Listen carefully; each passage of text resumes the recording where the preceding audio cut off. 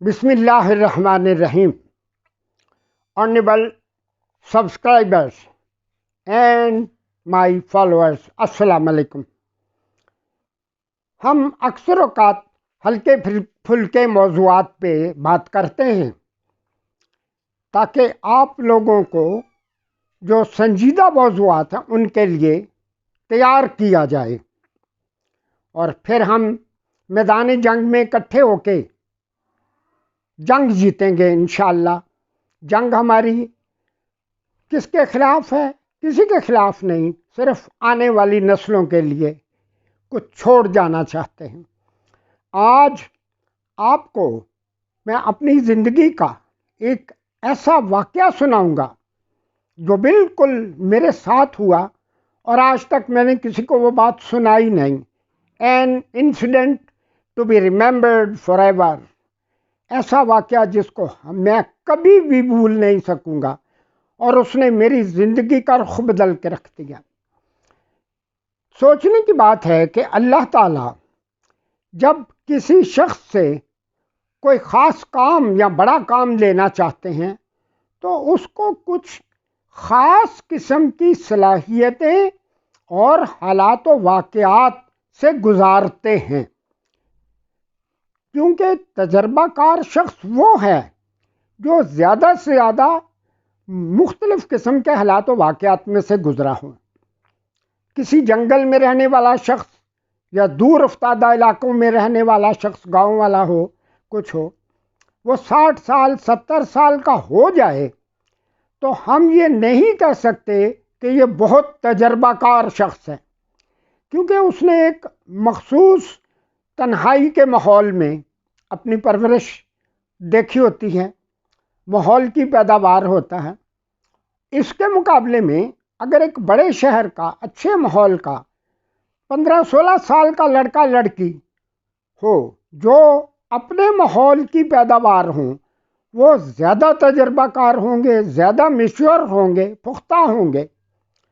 تو اس لیے وہ جو بات فارسی میں کہی جاتی ہے، تونگری بدلست نہ بمال، بزرگی بعقل است نہ بسال، کہ غنی وہ ہے جس کا دل غنی ہے، صرف زبانی باتیں نہیں، اور بزرگ عقل و دانش کا مالک وہ شخص ہے جو مخصوص حالات میں سے گزرا ہو.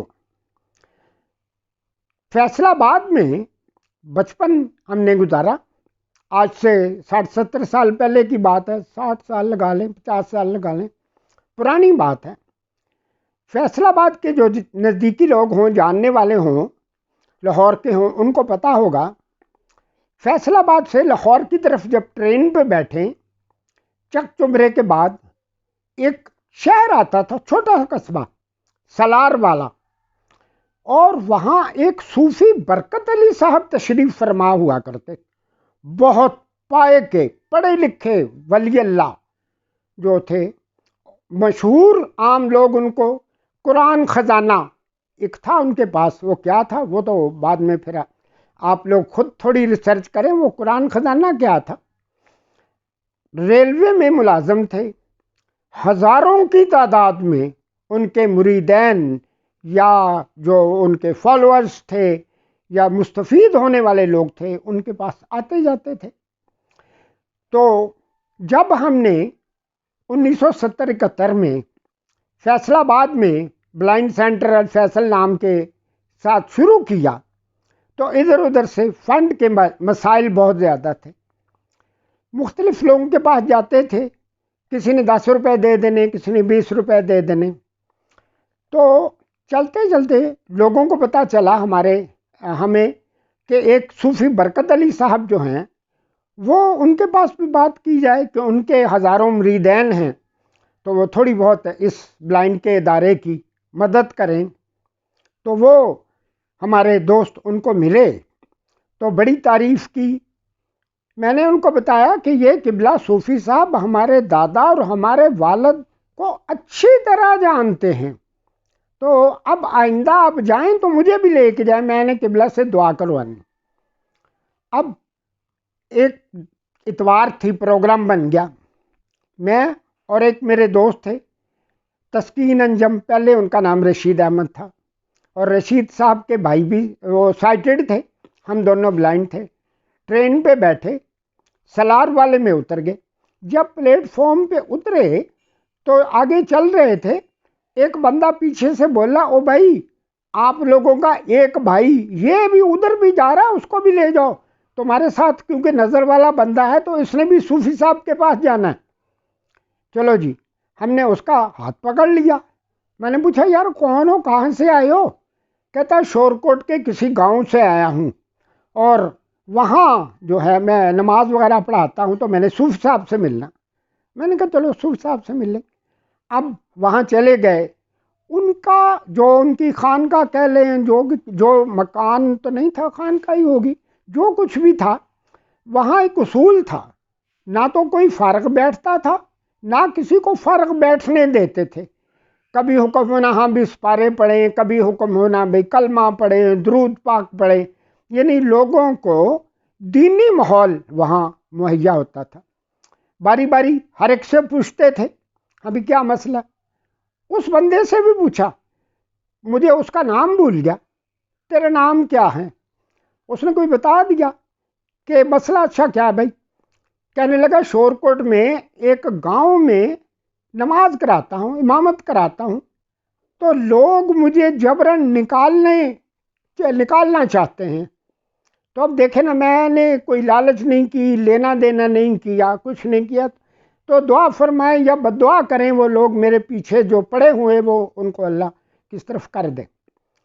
صوفی صاحب نے فرمایا بھی دیکھو، اگر تمہارا ضمیر مطمئن ہے، تم سمجھتے ہو کہ تم صرف رضا الہی کے لیے کام کر رہے ہو، تو میری بات یاد رکھو، جب تم دیکھو یا کوئی امام دیکھے کہ اب مقتدی مجھے مسلح سے جبراً اتار دیں گے، عقل مند وہی ہے جو خود بخود وہ مسلح چھوڑ دے۔ بس یہ بات فرما کے خاموش ہو گئے۔ روٹین چل پڑی۔ کچھ منٹوں کے بعد مجھے پوچھتے ہیں ہاں بھائی آپ کیسے آئے تھے؟ میں نے کہا بھی کچھ بھی نہیں تھا، میں تو بس آپ کے پاس بیٹھنے کے لیے، مجھے میرا ہاتھ پکڑا، مجھے دائیں طرف اپنے ہاتھ ساتھ بٹھا لیا۔ پھر تھوڑی دیر کے بعد پوچھا ہم بھی بتاؤ کوئی مسئلہ؟ پھر میں نے کہا حضرت مجھے یہاں سے جو کچھ مل گیا نا، ساری زندگی میں اس کے بارے میں ہی سوچتا رہوں تو بہت بڑا خزانہ ملا۔ کہتے ہیں آپ کے والد وغیرہ کیا کرتے؟ میں نے بتایا، کہتے ہاں وہ تو میں ان کو جانتا ہوں بڑی اچھی طرح سے۔ اچھا، تو پھر ظہر کی نماز ہو گئی، عصر کی نماز ہو گئی، کئی دفعہ انہوں نے پھر پوچھا ہمیں وہ آپ نے کوئی بات نہیں بتائی۔ میں نے کہا جی آپ قبلہ میرے لیے دعا کریں، میری بات بس وہی ہے۔ عصر کے بعد ہم اٹھ کے آ گئے، وہ بندہ پتہ نہیں کہاں گیا کہاں نہیں گیا۔ اس کے بعد صوفی صاحب سے میری ملاقات نہیں ہوئی۔ آخر کار لمبی کہانیاں، وہ دنیا سے تشریف لے گئے، لیکن مجھے آج تک وہ بات قبلہ صوفی صاحب کی یاد ہے کہ جب امام محسوس کرے کہ اب مقتدی اس کو دھکے دے کے اتار دیں گے، عقل مند امام وہی ہے کہ جو خود بخود مصلی چھوڑ دے۔ بس میرے دوست احباب سبسکرائبر، میں صرف اس ویڈیو میں یہی بات آپ کے کانوں تک پہنچانا چاہ رہا تھا۔ غلام فریدہ دل اوتھے دئیے جتھے اگلا قدر پچھانے۔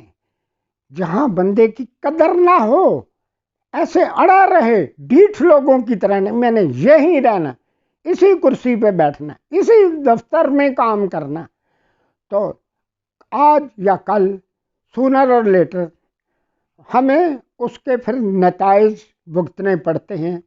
اللہ تعالیٰ مجھے اور آپ کو توفیق دے کہ ہم یہ باتیں سنیں ہی نہیں، ان باتوں پہ عمل بھی کریں، اور اپنے بچے بچیاں نواسے نواسیاں جو آئندہ نسل، جب تک اللہ ہمیں زندہ رکھے، ہم ان کو یہ نصیحت کرتے رہیں کہ بڑے لوگوں نے زندگیاں بیٹھ کے نہیں گزاری، ان کو اللہ نے ایسے ایسے تجربات میں سے گزارا۔